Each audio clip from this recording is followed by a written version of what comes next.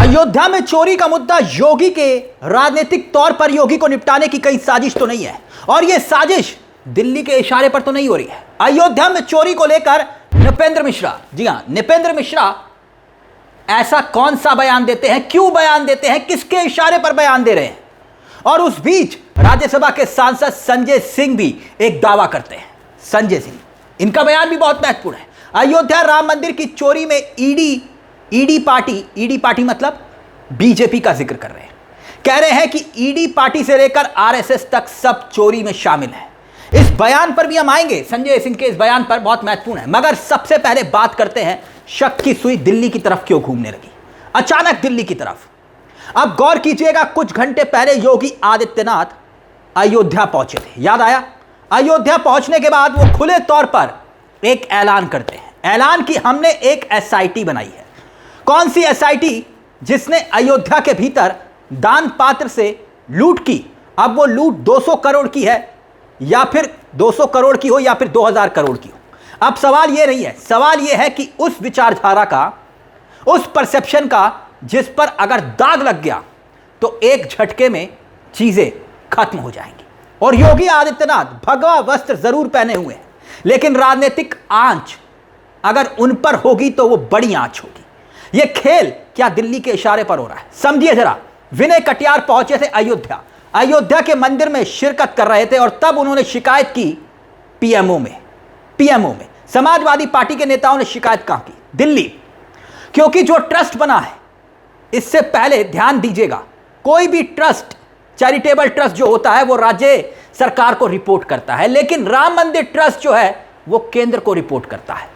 इसके चेयरमैन नृपेंद्र मिश्रा, जो प्रधानमंत्री के प्रिंसिपल सेक्रेटरी रह चुके हैं, जी हां, ये स्पेशल, इन्हें मंदिर निर्माण जब हो रहा था, इसका कामकाज संभालने के लिए बतौर सीईओ के तौर पर इनको भेजा गया। यानी कुल मिलाकर 3 कैरेक्टर आपके सामने आकर खड़े हो जाएंगे। पहला, योगी आदित्यनाथ राज्य के मुख्यमंत्री हैं, और इनकी एक पहचान भी है। वो पहचान है अयोध्या आंदोलन, अयोध्या मंदिर, और उत्तर प्रदेश के भीतर हिंदुत्व और भगवा राष्ट्र के तौर पर अब इनके पीछे खड़ा है राष्ट्रीय स्वयंसेवक संघ यानी कि आरएसएस। दूसरा चेहरा है दिल्ली का, दिल्ली के प्रिंसिपल सेक्रेटरी रहे नृपेंद्र मिश्रा, अयोध्या देखते हैं, मोदी जी के खास। तीसरा चेहरा अखिलेश यादव का, जो कह रहे हैं कि देखिए गड़बड़ियां तो हो रही हैं। अब यहां पर दिल्ली का दाव जरा समझने की कोशिश कीजिए। अयोध्या के राम मंदिर निर्माण को लेकर हमारी टीम जो बतला रही थी, जिस वक्त यह कामकाज शुरू हुआ, मंदिर का निर्माण का काम शुरू हुआ था, इंजीनियर वहां पर दीनानाथ वर्मा थे, और तब लकड़ी के ठेके से लेकर स्टील का जिक्र हो, पत्थर का जिक्र हो, सब घोटालों की बात हो रही थी, लेकिन कोई ध्यान नहीं दिया गया। कहा जाता है कि ये लोग ऐसा ही करते हैं, छोड़ दीजिए, काम पर जोर दीजिए, और परिस्थितियां होते होते धीरे धीरे सीसीटीवी तक जा पहुंचती हैं। समझिएगा, सीसीटीवी तक, सीसीटीवी में जो कैद होना चाहिए था, जो फुटेज दिखना चाहिए था, वो उड़ जाता है। पूरा प्रोसेस, पूरा नेक्सस काम कर रहा था, और उस समय से लेकर अभी तक जब एसआईटी का गठन हो गया, एक एफआईआर दर्ज नहीं की गई। एफआईआर दर्ज होती तो पुलिस की भागीदारी शुरू हो जाती, यानी स्टेट, राज्य सक्रिय हो जाता। एसआईटी भी हड़बड़ाहट में राज्य के मुख्यमंत्री को बनानी पड़ी, क्योंकि इसके पहले अगर केंद्र सक्रिय हो जाता तो मामला सीबीआई जांच तक पहुंच जाता। क्योंकि मांग सीबीआई जांच की ही हो रही थी, तो फिर एसआईटी बनाई गई, और एसआईटी की रिपोर्ट जब तक नहीं आती तब तक किसी को कोई बयान नहीं देना चाहिए। यह कौन कह रहा है? योगी आदित्यनाथ। जिनके खिलाफ जांच हो रही है वो भी पद पर बने रहेंगे, यानी चंपत राय पद पर बने रहेंगे। यानी एसआईटी की रिपोर्ट आएगी तो कोई भी राम भक्त, अयोध्या मंदिर का भक्त इस दौरान कोई बयान नहीं देगा। लेकिन जिस वक्त इस बात का जिक्र खुद योगी आदित्यनाथ कर रहे थे, और ठीक उसी वक्त इस देश के राष्ट्रीय न्यूज चैनल्स पर घूम घूम कर एक शख्स इंटरव्यू दे रहा था, खुलेआम इंटरव्यू दे रहा था, बहुत बड़े पैमाने पर गड़बड़ी के आरोप लगा रहा था, पूरे प्रशासन में उलटफेर करने तक की बात हो रही थी। और वहां पर वो कौन था जो सीधे तौर पर हटाने और बदलाव करने तक की बात कर रहा था? क्या यह शख्स नृपेंद्र मिश्रा है? जो दिल्ली के नुमाइंदे अयोध्या में मौजूद हैं, आरएसएस के नुमाइंदे राज्य के मुख्यमंत्री हैं, आने वाले वक्त में इनकी भूमिका भी बहुत महत्वपूर्ण है। दरअसल यह पूरा परसेप्शन केस खारिज हो जाए, दो सवाल यहां पर खड़े होते हैं, दो सवाल जो सबसे बड़े हैं। लेकिन उससे पहले हमें लगता है कि योगी आदित्यनाथ के इस बयान को सुन लीजिए।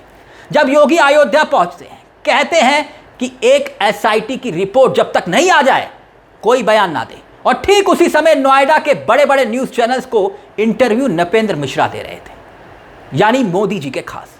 पहले योगी आदित्यनाथ का यह बयान सुनिए जरा। मेरी अपील होगी सभी राम भक्तों से,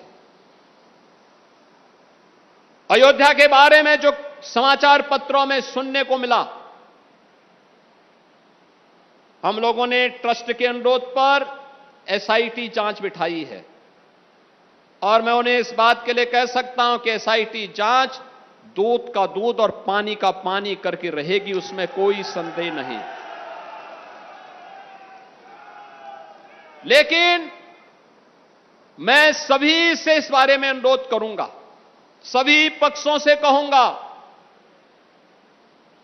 कि कोई भी ऐसी अनर्गल टिप्पणी और बातें न हो जो राम भक्तों की भावनाओं को आहत करती हो, राम भक्तों की भावनाओं को आहत करती हो। अगर किसी के पास कोई डॉक्यूमेंट्री प्रूफ है, वे कृपया एसआईटी को उपलब्ध करवा दें, एसआईटी को दे दें, एसआईटी जांच करके देगी। अब आते हैं पीएम मोदी के बेहद करीबी माने जाने वाले नृपेंद्र मिश्रा पर। जी हां, नृपेंद्र मिश्रा जी बीते 24 घंटे के भीतर, 48 घंटे के भीतर तमाम न्यूज चैनल्स पर इंटरव्यू दे रहे हैं। किसके कहने पर? मंदिर निर्माण समिति के अध्यक्ष नृपेंद्र मिश्रा ने हर इंटरव्यू में यह बात मानी कि राम मंदिर प्रबंधन में भयंकर गड़बड़ियां हुई है, गाइडलाइंस का खुले तौर पर उल्लंघन हुआ है। एक इंटरव्यू में तो उन्होंने यह तक कह दिया कि चढ़ावे की चोरी एक तरह से डकैती है। निगरानी में कमी के लिए बैंक को जिम्मेदार ठहराते हुए हर इंटरव्यू में नृपेंद्र मिश्रा मंदिर ट्रस्ट के महासचिव चंपत राय को क्लीन चिट देते हैं।